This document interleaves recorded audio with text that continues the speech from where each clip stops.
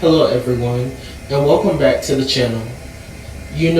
As I was thinking about what I want to share with you all today, I was reminded of a story, a personal one, and I think many of you can relate to.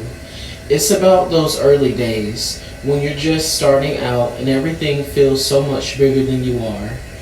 When I was first getting into this world of theater and music, I remember how daunting it all seemed. So many techniques to learn, so many people who already seemed to know exactly what they were doing.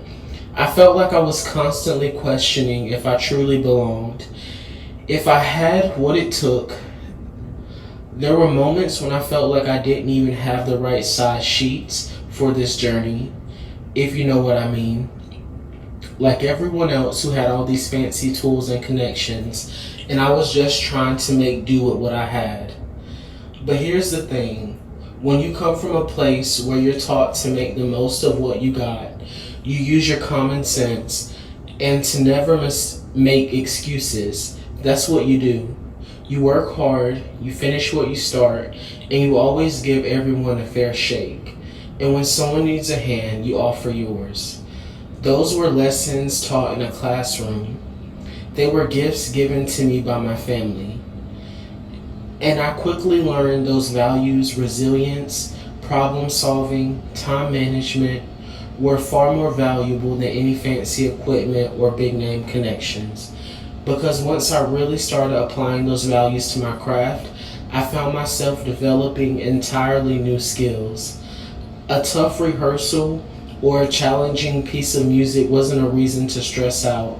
It was a reason to plan and strategize. A critique from a director or a vocal coach wasn't a reason to shut down. It was a reason to ask more questions and dig deeper. More importantly, I realized that what truly mattered wasn't how much money anyone had or what people might have said about my chances. What mattered was what was in my mind and what was in my heart.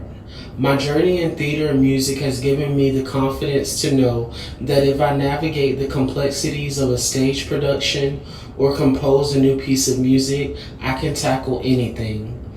And that, my friends, is the power of hope.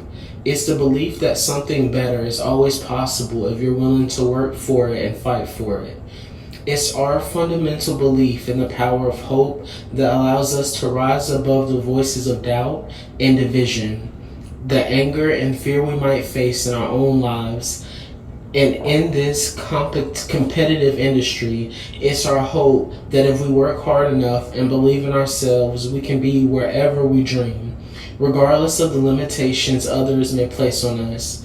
It's the hope that when people see us for who we truly are, passionate, dedicated artists, maybe, just maybe, they too will be inspired to rise to their best possible selves.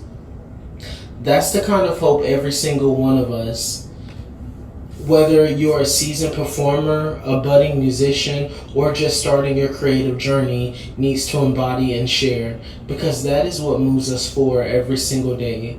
So as you go out there working on your next performance, your next song, your next project, remember to be focused, to be determined, be hopeful, be empowered.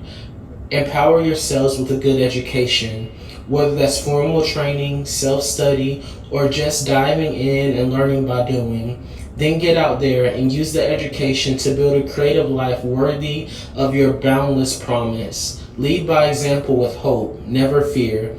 And know that I will be right here on this channel rooting for you and working to support you for the rest of my life. I'm so grateful to all of you for your passion, your dedication, and all the hard work you pour into your art. Thank you for everything you do for yourselves, for your audiences, and for the world of theater and music. Being able to share this space with you has been an incredible honor, and I hope I have made you proud.